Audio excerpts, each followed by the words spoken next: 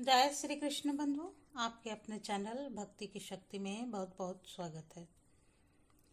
आज हम सुनेंगे चौथ माता की व्रत कथा। चौथ माता की कहानी। बोलिए चौथ माता की जय। किसी गांव में एक बुढ़िया रहती थी। बुढ़िया माई का एक बेटा था और बुढ़िया माई बहुत गरीब थी। उसका बेटा जंगल से लकड़ी काट कर लाता और उसी को बेचकर दोनों माँ बेटा अपना गुजारा करते थे। बुढ़िया माई बड़ी ही धार्मिक प्रवृत्ति की थी। वह नियम से सभी देवी देवताओं का पूजन करती थी और चौथ माता का व्रत किया करती थी। बुढ़िया माई का बेटा जो लकड़ी काट कर लाता, उसमें से वह 2 लकड़ी अलग रख देती और चौथ का दिन आता तो उन्हें बेचती और उसी से पूजा का सब सामान भी लाती। भोग का सामान भी ले आती। आटा, घी, शक्कर लाकर 4 लड्डू बनाती। 1 लड्डू चंद्र देवता को अर्पित करती, 1 गणेश भगवान को अर्पित करती और 1 अपने बेटे को खाने को देती और 1 से अपने व्रत का पारण करती। इस तरह से बुढ़िया माई हर चौथ का व्रत करती थी। एक दिन की बात है, बेटा पड़ोसन के यहाँ कुछ लेने चला गया तो देखा कि पड़ोसन चूरमा बना रही थी। तो पड़ोसन से कहने लगा, आज कोई त्योहार है क्या जो आज चूरमा बना रही हो? तो पड़ोसन ने कहा, बेटा हाँ त्योहार है, पर मैं तो आज ही चूरमा बना रही हूँ। तुम्हारी माँ तो हर महीने बनाती है, क्यों, क्या तुम्हें खाने को नहीं देती? तब उसने कहा कि देती है, लेकिन पड़ोसन ने फिर भी उसके बेटे के कान भर दिए। बोली, बेटा तुम इतनी मेहनत करके लकड़ियां काट कर लाते हो, पर तुम्हारी माँ को देखो, उसमें से लकड़ियां छुपा कर रख लेती है और फिर बेचकर पूजा का सब सामान लेकर आती है, खूब मजे करती है। अब बेटे को तो पड़ोसन की सीख लग गई। जाकर अपनी माँ से कहने लगा कि माँ, मैं इतने मेहनत से लकड़ियां काट कर लाता हूँ और तुम उसमें से लकड़ियां छुपा कर रख देती हो। अब बहुत हो गया, तो तुम मुझे छोड़ दो या फिर चौथ माता का व्रत करना छोड़ दो। तब बुढ़िया माई कहने लगी, बेटा मैं तो यह व्रत सब तुम्हारे लिए ही करती हूँ, तुम्हें छोड़ सकती हूँ लेकिन चौथ माता का व्रत नहीं छोड़ सकती। तो बेटा कहने लगा, ठीक है माँ, फिर मैं घर छोड़कर जा रहा हूँ। अब बेटा घर छोड़कर जाने लगा तो बुढ़िया माई बोली कि बेटा तू जा तो रहा है, लेकिन ले मेरे हाथ के ये चावल ले जा। जब भी तुम्हें कोई संकट पड़े तो चौथ माता का नाम लेकर अपने चारों तरफ चावल डालकर बैठ जाना, चौथ माता तेरी रक्षा करेगी। अब उसके बेटे ने इस सब बातों पर विश्वास तो नहीं था, लेकिन फिर भी उसने अपनी माँ के हाथ से चावल ले लिया और घर से निकल गया। अभी थोड़ी दूर गया था कि एक बड़ी भारी नदी मिली। पार जाने का कोई रास्ता नहीं। उसने सोचा कि अगर मैं इसमें से नदी पार करने लगा तो मैं डूब ही जाऊंगा। तो उसे माँ की बात याद आई, जब भी संकट पड़े तो तू चावल बिखेर कर चौथ माता का नाम लेकर बैठ जाना। और उसने तो चावल बिखरे और चौथ माता का नाम लेकर बैठ गया और कहने लगा कि हे चौथ माता, अगर आप सच्ची हो तो मुझे रास्ता मिल जाए। अब उसकी माँ उसी के लिए तो चौथ माता का व्रत करती थी। तो चौथ माता की दया हुई और उसे पार आने का रास्ता मिल गया। आगे चला तो एक घने जंगल में पहुंच गया। बहुत ढूंढता रहा पर बाहर जाने का रास्ता नहीं मिला। अब उसे डर लगने लगा कि अगर मैं यहीं फंसा रह गया तो जंगली जानवर मुझे खा जाएंगे। तो उसने कुछ चावल के दाने बिखरे और चौथ माता का नाम लेकर बैठ गया। हे चौथ माता, अगर आप सच्ची हैं तो मुझे इस जंगल से बाहर निकालो। अब इस तरह से जब उसने चौथ माता से प्रार्थना की तो उसे बाहर जाने का रास्ता मिला। चलते चलते एक नगर में पहुंच गया। अब इतना चल लिया कि अब इतना चल लिया था तो थक भी गया था और उसे भूख भी लग गई थी। तो उसने सोचा कहीं पर रुककर कुछ खा पी लेता हूँ, थोड़ा आराम कर लेता हूँ। तो एक घर के अंदर गया तो देखा बड़ा अजीब नजारा था। एक बुढ़िया माई रोती जा रही थी और पुए बनाती जा रही थी। उसने जाकर बुढ़िया माई से पूछा कि काकी क्या बात है, तुम रो भी रही हो और पुए भी बना रही हो? तो बुढ़िया माई बोली, बेटा यह पुए मैं अपने बेटे के लिए बना रही हूँ। मेरे बेटे को पुए बहुत पसंद है और रो इसलिए रही हूँ कि वह आखिरी बार मेरे हाथ हाथ के पुए खाएगा। तो उसने मुझे पूछा, क्यों, ऐसा क्यों? तो वह कहने लगी कि हमारे यहाँ का नियम है, जब भी मावा लगता है तो एक आदमी की बलि दी जाती है। आज मेरे बेटे का नंबर है, अभी थोड़ी देर में राजा के सिपाही आएंगे और उसे ले जाएंगे। तो वह कहने लगा, माई देख, मुझे बहुत जोर से भूख लगी है, तू एक काम कर, यह पुए मुझे खिला दे और तेरे बेटे की जगह राजा के सिपाहियों के साथ मैं चला जाऊंगा। अब बुढ़िया माई तो उसका मुंह देखने लगी, यह क्या कह रहा है, आवे में बैठने को कह रही हूँ और यह कह रहा है कि मैं चला जाऊंगा। तो वो कहने लगी, बेटा तू पुए तो खा ले, कोई बात नहीं, पर कम से कम बात तो ढंग की कर ले। मैं आवे में बैठने को कह रही हूँ, इनाम लेने को नहीं बुला रहे हो। राजा जी तो कहने लगा है, हाँ मुझे पता है, मैं आवे में बैठने के लिए भी चला जाऊंगा, तुम बस मुझे पुए खिला दे, मुझे बहुत जोर की भूख लगी है। अब बुढ़िया माई ने उसे पेट भर कर पुए खिला दिए। उसे तो पुए खाकर नींद आने लगी। बोला कि मैं थोड़ी देर के लिए सो जाता हूँ, तब राजा के सिपाही आए तो मुझे जगा देना। आधी रात को राजा जी के सिपाही आए।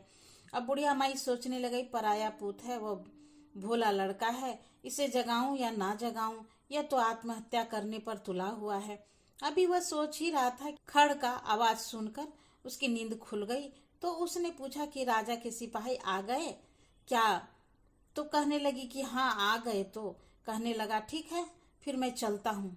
जाते जाते बुढ़िया से बोला कि ले मेरी लाठी और ये कड़की रख ले, जब मैं वापस आऊंगा तो इसे ले लूंगा।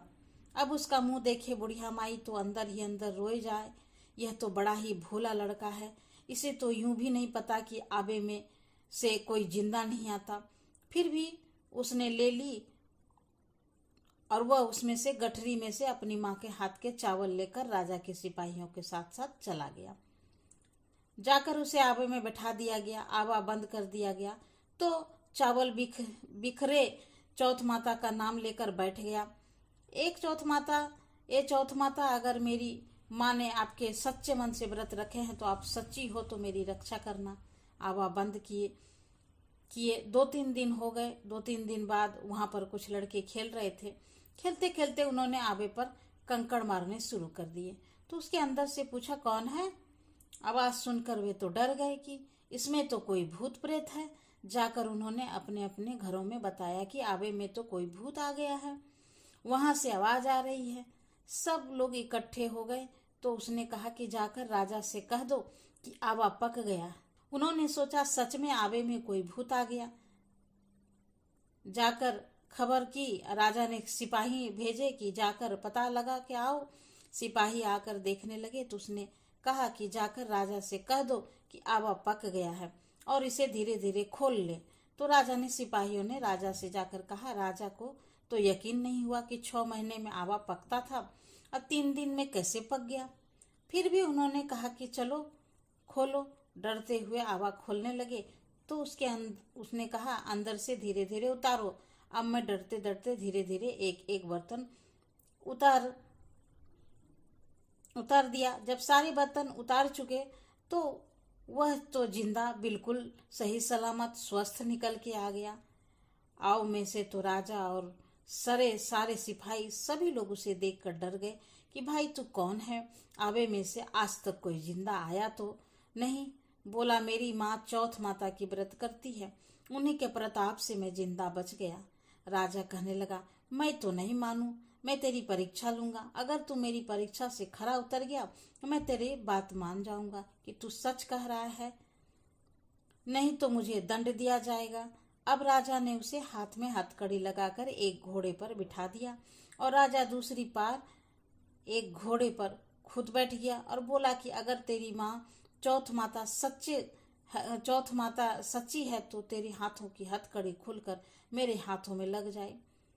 अब उसने तो हाथ जोड़ लिए, चौथ माता से प्रार्थना करने लगा कि हे चौथ माता, अगर आप सच्ची हो तो मेरी रक्षा करो।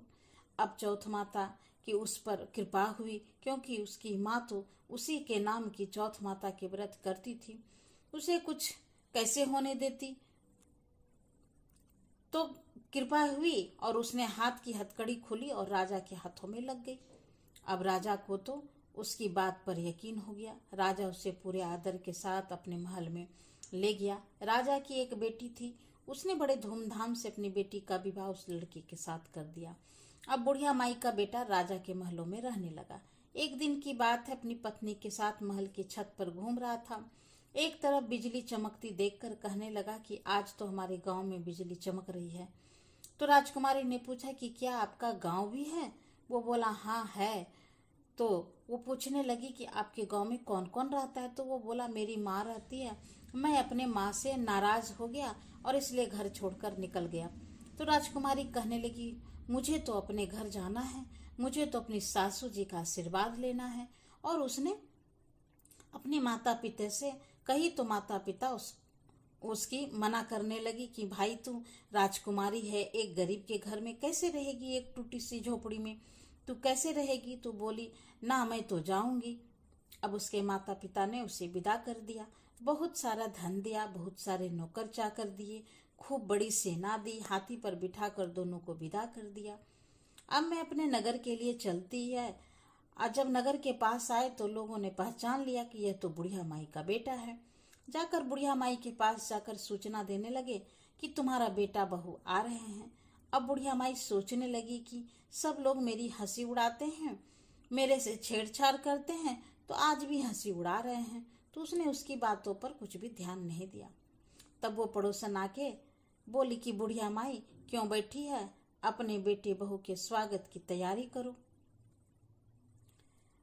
तो बोली हाँ तू भी हंसी उड़ा ले, मेरी कहाँ बेटा कहाँ कोई बहू, एक बेटा था जिसे तूने सिखा बखा कर जो भगा दिया, अब वहाँ बेटा और कहाँ का बहू।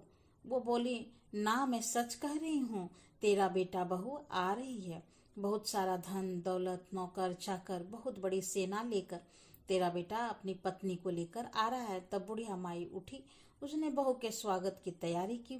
बेटा आकर अपनी माँ के पैरों में गिर गया और बोला माँ मुझे माफ कर दे, मैंने तेरे पर शक किया, तू तो सच्ची थी, चौथ माता की व्रत करती थी, चौथ माता की वजह से ही आज मैं जिंदा हूँ।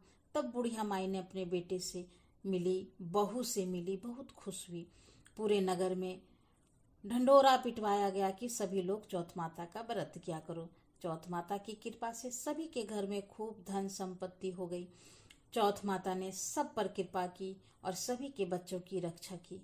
हे चौथ माता, जैसे आपने बुढ़िया माई पर कृपा की, जैसे उसके बेटे की रक्षा की, ऐसे ही सभी पर अपनी कृपा बनाए रखना और सभी के बच्चों को, सभी के संतानों की रक्षा करना, सभी के घर में खूब सुख संपत्ति देना। बोलिए चौथ माता की जय। तो कथा यहीं पर समापन होती है और कथा आप लोगों को पसंद आई है तो लाइक कीजिए और शेयर करना तो बिल्कुल भी ना भूलिए। तो मिलते हैं एक नई वीडियो में नई जानकारी के साथ, तब तक के लिए नमस्कार। Thanks for watching.